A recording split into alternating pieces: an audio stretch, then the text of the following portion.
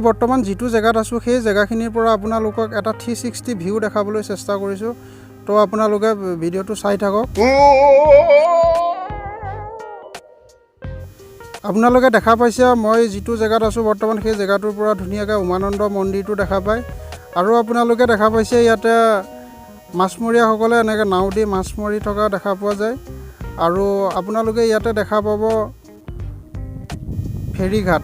এই ফেৰীঘাটটোৰ নাম হৈছে মধ্যম খণ্ড, যিটো ঘাটৰ পৰা আন এটা ঘাটলৈ এখন ফেৰীয়েদি মানুহ অহা যোৱা কৰে।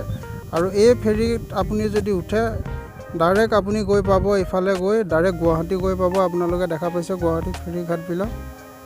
তো আপোনালোকক মই বৰ্তমান 360 ভিউটো দেখাই দিছোঁ, চাই লওক।